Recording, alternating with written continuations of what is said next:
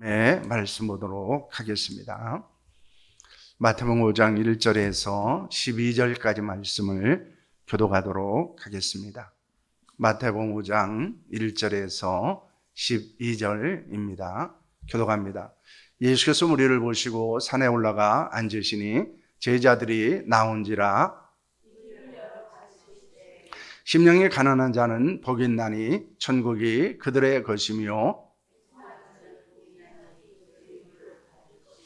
온유한 자는 복이 있나니 그들이 땅을 기업으로 받을 것이며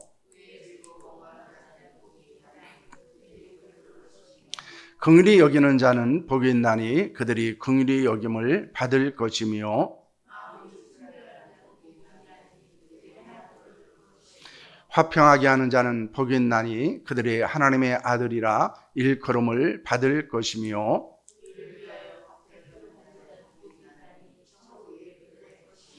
나로 말미암아 너희를 욕하고 박해하고 거짓으로 너희를 거슬려 모든 악한 말을 할 때에는 너희에게 복이 있나니 기뻐하고 즐거워하라. 하늘에서 너희의 상이 큼이라. 너희 전에 있던 선지자들도 이같이 박해하였느니라. 아멘. 오늘부터 저희들이 특별 새벽 기도회를 하면서 산상수훈의 말씀을 함께 나누려고 합니다. 마태복음 5장 5장에서 이제 7장까지 말씀을 가리켜서 이제 산상수훈이다 이렇게 말씀을 하고 있습니다. 이것은 예수님께서 산에 오르셔서 사람들에게 말씀을 가르치신 것이기 때문입니다. 그런데 마태복음 5장 1절에서는 산에 올라서 이렇게 말씀을 하고 있고 누가복음 6장 17절에서는 평지에 서서라고는 말씀을 하고 있습니다. 그래서 어떤 사람은 이것을 다른 것으로 이해하기도 하지만 우리는 예수님께서 산 위에 평지에서 말씀하신 것으로 이해할 수 있다는 것입니다. 예수님께서 산에 오르셨을 때 누가 있었습니까? 5장 1절 말씀을 보시면 예수께서 무리를 보시고 산에 올라가 앉으시니 제자들이 나온지라 라고는 말씀을 하고 있습니다. 예수님의 주위에는 항상 이 무리라는 사람들과 그리고 제자라는 사람들이 함께 있었습니다. 그리고 또 하나는 예수님을 대적하는 사람들이었습니다. 그런데 그들은 다른 부류로 성경에는 언급되어져 있습니다. 오늘 본문에 나타난 것은 이제 무리와 제자들이라고 말씀하고 있습니다. 이 무리들은 예수님에 대해서 호기심을 갖고 따르던 군중들이었습니다. 그리고 후에 그들은 예수님을 십자가에 못 박으라고 외쳤던 사람들이었습니다. 그들은 자신의 필요를 위해서 예수님을 따르기도 했고 그리고 자신의 필요가 충족되지 않으면 원망을 했습니다. 또한 자신의 필요가 충족되어지면 예수님을 버리고 자신들의 갈 길을 갔던 사람들로 성경에 나타나 있습니다. 그러므로 무리들이라고 했을 때는 자신의 필요에 따라 또 예수님에 대한 호기심을 가지고 따르던 사람들이라고 말할 수 있습니다. 반면에 제자들은 끝까지 예수님을 따라다녔던 사람들을 의미하고 있습니다. 그들은 12명의 제자만 말하는 것이 아니라 예수님에 대한 신앙을 포기하지 않았던 많은 사람들을 말하고 있습니다. 그 중에는 여자들도 있었고 어린 아이들도 있었습니다. 그들은 자기 십자가를 지고 따랐던 사람들입니다. 본문에서도 무리와 제자들의 모습은 다르게 표현되어져 있는 것을 보게 됩니다. 본문에서 무리에 대해서 구체적인 행위가 언급되어져 있지 않습니다. 단지 예수님께서 무리를 보셨다 이렇게 말씀하고 있습니다. 그런데 제자들은 다르게 나타나 있는 것을 봅니다. 그 제자들은 예수께서 앉으시자 어떻게 했습니까? 나온지라 라는 말씀을 합니다. 여기서 나왔다 라고 하는 말은 헬라어로 프로셀코마이 라고 하는 말인데요. 이것은 가까이 접근을 하다, 동의하다, 따르다 라는 뜻을 가지고 있다는 것입니다. 그러므로 예수님께서 앉으시자 제자들은 어떻게 했습니까? 예수님의 말씀을 듣기 위해서 가까이 나왔습니다. 그리고 그들은 예수님의 말씀을 동의하고 그들은 순종하는 자들이 되었다는 것을 말씀하는 것입니다. 그러므로 무리들은 예수님의 말씀에 대해서 관심이 없었습니다. 그들은 예수님의 말씀을 들으려고 하지 않았고 예수님의 말씀에 순종하려고도 하지 않았습니다. 그러나 제자들은 예수님의 말씀을 듣는데 관심을 갖고 있었고 예수님께 가까이 나와 그 말씀을 듣고 순종하는 자들이 되었다는 것입니다. 여러분은 어떤 사람들입니까? 우리는 어떤 사람이 되어야 합니까? 무리가 아니라 제자가 되어야 하는 줄로 믿습니다. 육신의 필요와 호기심을 갖고 예수님을 따르다가 그것이 이루어지거나 아니면 그것이 이루어지지 않으면 우리는 예수님을 원망하고 떠나는 자들이 아니라 우리는 끝까지 자기를 부인하고 자기 십자가를 지고 예수님을 따르는 제자가 되어야 하는 줄로 믿습니다. 예수님 말씀을 듣기 위해서 가까이 나오고 순종하는 제자가 될 수 있기를 소망합니다. 이 카일 아이드먼이라고 하는 사람이 쓴 책이 있습니다. 이것은 이제 팬인가 제자인가 라고 하는 책으로 많은 사람들에게 감동을 주고 도전을 준 책입니다. 그런데 그 책에서 이 카일 아이드먼은 이런 구분을 하고 있습니까? 팬인가 제자인가, 말뿐인가 행동인가, 지식인가 친밀함인가, 많은 애인 중 한 명인가 단 하나뿐인 애인인가, 율법인가 은혜인가, 자신의 힘인가 성령의 충만함인가, 의무인가 관계인가. 이게 제자와 그리고 팬, 무리들은 이렇게 다르다는 것입니다. 팬은 말만 하지만은 그들은 행동하지 않습니다. 그들은 지식을 가지고 있지만은 예수님과 친밀한 영적 관계가 없습니다. 예수님을 많은 애인 중에 한 명에 불과하다고 생각하지만은 제자들은 예수님을 대체할 그 누가 없다고 생각합니다. 그들은 율법적이지만은 예수님의 제자들은 은혜로 살아가고 은혜를 간구하는 자입니다. 그들은 자기의 힘으로 살지만은 제자들은 성령 충만한 가운데 살아갑니다. 그들은 의무적으로 무엇을 하지만은 예수님의 제자는 예수님과의 거룩한 관계 가운데서 무엇인가를 한다는 것입니다. 그리고 제자들은 이 영적인 추구 그리고 완전한 포기, 날마다 헌신이라는 특징을 가지고 있습니다. 그들은 예수님을 뜨겁게 추구합니다. 그리고 자신의 것을 예수 그리스도를 위해서 완전히 포기할 수 있습니다. 그리고 날마다 주를 위해서 복음을 위해서 헌신하는 특징들을 가지고 있다는 것입니다. 그리고 그들은 이런 고백을 합니다. 나는 어디든지 가겠습니다. 나는 언제든지 행하겠습니다. 나는 무엇이든지 드리겠습니다. 이것은 우리가 예수님을 따르는 무리들인가 아니면 예수님을 따르는 제자로 살아가고 있는가를 우리에게 말씀하고 있는 것입니다. 그러므로 우리는 예수님의 팬이 아닙니다. 예수님을 따르는 무리가 아닙니다. 우리는 예수 그리스도를 따르는 제자라는 것을 믿으시기를 바랍니다. 그러므로 예수님은 가까이 온 제자를 향해서 입을 열어서 무엇을 교훈하고 있습니까? 예수님은 8가지 복에 대해서 말씀을 하십니다. 그래서 이것을 가리켜서 팔복 강화라고 말하기도 합니다. 예수께서 가르치는 팔복은 2가지 관점에서 볼 수 있습니다. 하나는 누가 복 있는 사람인가 라는 것입니다. 다른 하나는 어떤 복인가 라는 것입니다. 그런데 예수님은 복을 미래적인 것, 조건적인 것이 아니라 이미 복을 받은 사람으로 전제하고 말씀하고 있다는 사실을 주목해야 합니다. 이에 팔복은 행복한 사람이 되어 어떻게 행복을 누릴 수 있는지에 대해서 우리에게 교훈하고 있습니다. 물론 이것은 천국에 대한 것을 이야기하고 있지만은 이것은 이미 우리가 행복한 사람이 되었다는 것을 먼저 말씀하고 있는 것입니다. 그러므로 행복한 사람으로 행복한 생활이 어떤 것인가에 대해서 말씀하고 있고 우리가 이 땅에서 행복을 경험한 자가 천상에서도 행복을 경험할 수 있음을 교훈하고 있는 것입니다. 그것은 무엇 때문입니까?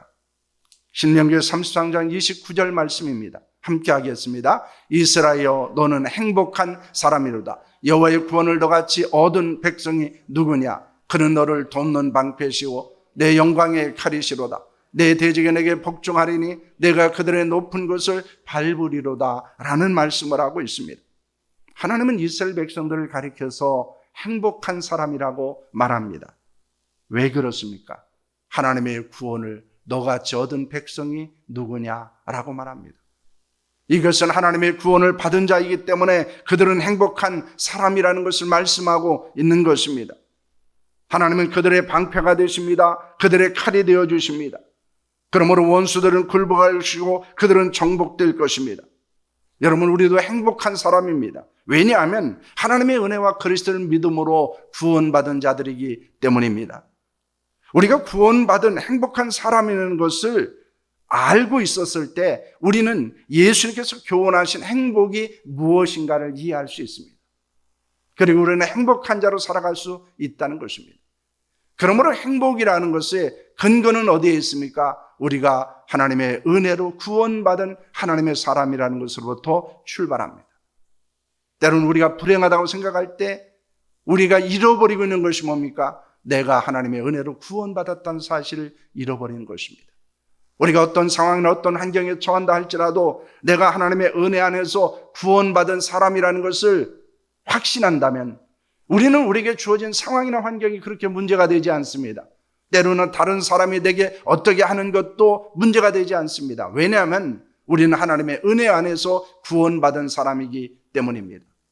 그러므로 이 구원에 걸어간 은혜가 우리에게 임했다는 사실을 알게 됐을 때 우리는 행복한 사람이 될 수 있고 행복한 사람으로 이 땅을 살아가는 줄로 믿으시기를 바랍니다. 그렇다면 어떤 사람이 행복한 사람이며 어떤 복이 있습니까? 예수님은 8가지의 복에 대해서 말합니다. 첫째는 심령이 가난한 사람입니다. 그러므로 3절은 이렇게 말합니다. 심령이 가난한 자는 복이 있나니 천국이 그들의 것이며 라고 말합니다. 심령이 가난한 사람은 영적인 결핍을 느끼고 하나님의 은혜를 소망하는 사람을 말합니다. 이는 천국의 삶을 누릴 수 있다고 말합니다. 이들은 겸손하기 때문에 하나님을 의지하는 사람이기 때문입니다. 반면에 교만한 사람은 자기 만족과 자만에 빠져 하나님이 없는 삶을 추구합니다. 하나님을 있는 삶은 천국이지만은 하나님이 없는 삶은 지옥이라는 사실을 말씀하고 있는 것입니다. 그러므로 겸손한 사람이 행복할 수 있습니다. 왜냐하면 하나님이 있기 때문이고 하나님의 나라를 하나님께서 주시기 때문입니다. 그러므로 첫째로 우리에게 행복한 사람은 어떤 사람입니까? 우리의 심령이 가난한 사람, 즉 하나님의 은혜를 소망하고 영적인 결핍 가운데 하나님을 끊임없이 추구하는 자들임을 말씀하고 있습니다. 둘째는 애통해하는 사람입니다. 4절은 애통하는 자는 복이 있나니 그들이 위로를 받을 것이며 라고 말씀합니다. 여기서 애통함이라는 것은 2가지 의미를 갖고 있습니다. 하나는 자신의 죄에 대해서 슬퍼하는 사람입니다. 그리고 회개하는 사람입니다. 또 하나는 다른 사람의 고난과 고통에 대해 연민을 가지고 우는 사람을 말하고 있습니다. 그들은 그 무엇과도 바꿀 수 없는 하나님의 위로를 경험할 수 있게 된다는 것입니다. 경건한 슬픔과 거룩한 근심을 가진 자가 천상의 위로와 평안을 누릴 수 있음을 말씀하고 있는 것입니다. 우리는 우리 자신의 자존심이 상했을 때 울기도 합니다. 그러나 우리의 죄 때문에 잘 울지는 않습니다. 다른 사람의 아픔과 고통을 우리가 우리의 고통과 아픔으로 받아들이고 그들을 위해서 잘 울지 않는다는 것입니다. 그런데 행복한 사람은 어떻습니까? 내 자신의 죄가 무엇인가를 발견하고 웁니다. 뿐만 아니라 다른 사람의 고난과 고통을 아파하며 함께 울어준다는 것입니다. 그럴 때 하나님의 위로가 임한다는 사실을 믿으시기를 바랍니다. 그리고 그 하나님이 주시는 위로는 사람이 주는 위로와는 상상할 수도 없는 행복을 우리에게 가져다 준다는 것입니다. 셋째는 온유한 사람입니다. 5절은 온유한 자는 복이 있나니 그들이 땅을 기업으로 받을 것이며 라는 말씀을 합니다. 이삭은 온유한 자가 되어 거부가 되었다고 성경은 말씀합니다. 이것은 단순히 육신적인 그런 거부를 말하는 것이 아닙니다. 하나님의 뜻과 말씀에 철저하게 복종하는 사람이 온유한 사람이고 그들은 영원한 기업인 새 땅을 얻을 수 있음을 교훈하고 있는 것입니다. 그러므로 영원히 거할 그 천국을 소망하며 우리는 온유한 마음을 가지고 살아야 한다는 것입니다. 성경에서 온유하다는 것은 그냥 마음이 부드럽고 따뜻하다라는 것이 아니고 많은 능력을 가지고 있지만 강력한 힘을 가지고 있지만은 그것은 성령의 통제 안에서 절제하는 자를 이야기하고 있습니다. 그런 자들에게 하나님은 땅을 기업으로 주신다고 말씀하고 있습니다. 천국의 영광을 경험할 수 있는 은혜를 허락해 주신다는 것입니다. 넷째로 의에 줄이고 목마른 사람입니다. 6절은 의에 줄이고 목마른 자는 복이 있나니 그들의 배부를 것이며 라는 말씀을 하고 있습니다. 이는 하나님의 거룩한 뜻을 이루고자 갈망하는 자를 말합니다. 영적으로도 풍성한 삶을 누릴 수 있다는 것입니다. 인간의 욕망은 채워도 만족함이 없습니다. 더 큰 공허와 허무와 갈증을 느낄 뿐입니다. 진정한 행복은 재물의 풍부함이 있는 것이 아닙니다. 영적인 풍부함에 있습니다. 성령 충만할 때 거룩한 배부름을 경험할 수 있습니다. 하나님의 은혜에 대한 목마름이 우리를 풍요로운 삶을 살게 하고 행복한 인생을 살게 하는 줄로 믿습니다. 다섯째는 긍휼히 여기는 사람입니다. 7절은 긍휼히 여기는 자는 복이 있나니 그들이 긍휼히 여김을 받을 것이며 라고 합니다. 이는 다른 사람을 불쌍히 여기고 사랑하는 사람을 말합니다. 그들은 하나님의 사랑과 은총을 더 풍성하게 받게 될 것입니다. 행복은 연약한 사람을 이해하고 사랑하는 것에 있습니다. 여러분, 행복은 미워하는 자에겐 주어지지 않습니다. 행복은 사랑하는 사람에게 주어지는 것입니다. 우리가 행복한 사람인 것은 하나님의 긍휼하심을 받았기 때문입니다. 우리가 진정으로 행복한 것은 하나님의 사랑을 받은 자이기 때문입니다. 그리고 그 사랑을 다른 사람들에게 나눠줄 때 우리는 진정한 행복을 경험하는 자로 살아갈 수 있습니다. 여섯째는 마음이 청결한 사람입니다. 8절은 마음이 청결한 자는 복이 있나니 그들이 하나님을 볼 것이며 라고 말합니다. 이는 세상의 악에 물들지 않은 순수함 즉 거룩한 삶을 사는 사람입니다. 영혼이 맑으면 맑을수록 하나님의 영광을 발견할 수 있습니다. 그리고 하나님의 임재를 경험하는 복이 우리 가운데 임하게 됩니다. 우리가 죄를 회개함으로 영혼을 정결하게 해야 되는 이유가 여기에 있습니다. 왜냐하면 우리가 죄로 인해서 우리의 영혼이 더러워지면 더러워질수록, 오염되어지면 오염될수록 하나님이 보이지 않습니다. 천국을 소망할 수 없게 되는 것입니다. 그렇기 때문에 우리의 영혼을 정결한 자로 만들어야 합니다. 그리고 우리는 이미 예수 그리스도 안에서 우리의 영혼을 정결한 자가 되었습니다. 그러므로 그 행복을 잃어버리지 않기 위해서 우리는 더욱더 우리의 영혼을 정결한 자로, 죄에 대해서 우리의 영혼이 오염되지 않도록 조심해야 한다는 사실을 교훈하고 있습니다. 7번째는 화평하게 하는 사람입니다. 9절은 화평하게 하자는 복이 있나니 그들의 하나님의 아들이라 일컬음을 얻을 것이며 라고 말합니다. 이는 모든 사랑과 평화를 누리고 화목하게 사는 사람입니다. 그들은 하나님의 자녀로 부르시고 아버지 하나님의 영원한 기업을 유업으로 주신다는 것입니다. 하나님의 자녀들은 갈등과 분쟁이 아니라 화평과 화목해 하는 자로 살아야 한다는 것입니다. 여러분, 우리가 미워하고 갈등하고 분열하고 싸우고 다투는 데는 행복이 없습니다. 그러나 화목하는 자에게는 행복이 있습니다. 그리고 또한 화목해 하는 사람에게도 행복이 있습니다. 그로 말미암아 많은 사람들의 행복을 누릴 수 있기 때문입니다.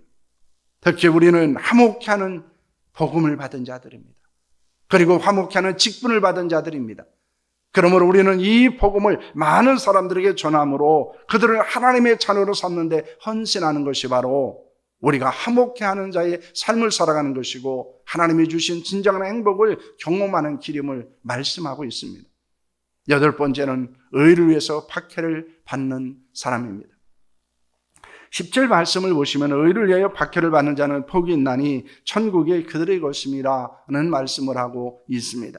이는 예수님과 복음을 위해서 고난과 핍박을 당하는 사람이 행복한 사람이라는 것입니다. 아버지 하나님이 주시는 행복, 그것은 세상에서 박해를 받으나 하나님의 나라에서는 진정한 안식과 평안을 얻을 수 있기 때문입니다. 우리가 제자로 하나님의 자녀로 사는 것은 쉽지 않습니다. 하나님이 주시는 행복한 사람으로 사는 것은 어렵습니다. 왜 그럴까요? 악한 마귀가 우리가 행복하게 사는 것을 원하지 않기 때문입니다. 우리는 행복한 사람이라는 것을 끊임없이 고백해야 하지만 악한 마귀나 악한 사람들은 우리를 불행한 사람이 되어 불행한 인생을 살도록 많은 어려움들을 우리에게 주기 때문입니다. 그들은 욕하기도 합니다. 그들은 박해하기도 합니다. 그들은 악한 말을 하기도 합니다. 그래서 우리를 불행한 사람이라고 여기게 합니다. 그리고 우리를 불행한 인생을 살도록 만든다는 것입니다. 그러나 우리는 행복한 사람이 되어 행복한 인생을 살아야 하는 줄로 믿습니다. 왜냐하면 우리는 구원받은 행복한 사람이기 때문입니다. 그러므로 악한 마귀가 우리를 흔드는 가장 원초적인 기본적인 것은 우리의 구원의 확신을 흔들어 놓는 것입니다. 너 그렇게 살면 하나님이 너를 버리실 것이다. 하나님이 너를 사랑하지 않는다. 하나님은 더 이상 너와 함께하지 않는다. 더 이상 너를 돕지 않는다. 더 이상 너는 하나님의 자녀로 살아갈 수 없다라고는 절망감을 갖게 만든다는 것입니다. 그러나 우리는 구원받은 하나님의 사람이라는 사실을 잊지 않아야 합니다. 여기에 우리에게 진정한 행복이 무엇인지를 발견할 수 있고, 그리고 우리가 행복한 사람으로 살아갈 수 있는 능력을 얻게 됩니다. 그러면 우리는 그런 여러 가지 어려움을 당하고 고난을 당하고 박해를 당하고 욕을 얻어먹고 그리고 주를 위해서 악한 말을 들을 때 오히려 기뻐하고 즐거워해야 합니다. 왜냐하면 그것은 우리가 하나님의 구원받은 행복한 사람이라는 것을 증거하는 것이기 때문입니다. 그리고 우리는 하늘의 상급을 바라보고 박해와 고난 가운데서도 행복한 사람으로 살아야 하는 줄로 믿으시기를 바랍니다. 우리는 행복한 사람입니다. 영원한 생명을 얻은 사람이기 때문입니다. 천국을 기업으로 얻은 사람이기 때문입니다. 하나님 아버지 안에서 풍성한 삶을 누리는 사람이기 때문입니다. 하지만 그 행복은 세상적이며 인간적인 기준이나 방법으로 얻을 수 있는 것은 아닙니다. 천국과 신앙적인 기준과 방법으로 얻고 누릴 수 있다는 것입니다. 그러면 우리가 어떤 기준 가운데 있는지, 어떤 방법 가운데 살고 있는지를 우리는 점검할 필요가 있습니다. 그렇기 때문에 산상수훈은 인간적인 기준이나 인간적인 방법을 가르쳐주는 것이 아닙니다.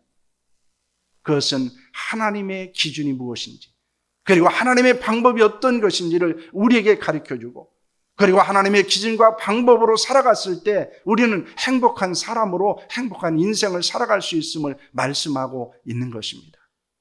그래서 산상수훈을 다르게 말하면 천국 시민의 윤리라고 말하기도 하고 천국 시민의 생활 표준이라고 이야기하기도 합니다. 우리는 예수님께서 교훈하신 산상수훈을 통해서 행복한 사람이라는 것을 발견했으면 합니다. 그리고 그 주님의 말씀 안에서 행복한 신앙생활과 인생을 살아갈 수 있기를 축복합니다. 지금 여러분, 나는 불행한 사람이라고 느끼고 있지 않습니까? 그래서 나는 불행한 인생을 살고 있고 그 불행한 인생이 끝나지 않을 것이라고 여러분 낙심하고 절망하고 있지는 않습니까? 그러나 우리는 오늘부터 시작되어지는 하나님의 말씀을 통해서 나는 행복한 사람임을 깨달을 수 있기를 소망합니다. 확신할 수 있기를 축원합니다. 그리고 행복한 인생이 어디에 있는가를 발견하고 그 인생을 살아갈 수 있기를 원합니다. 그럴 때 우리는 이 세상에서 주지 못하는 행복, 이 세상의 그 어떤 것도 우리에게 제공하지 못하는 행복을 경험하는 줄로 믿으시기를 바랍니다.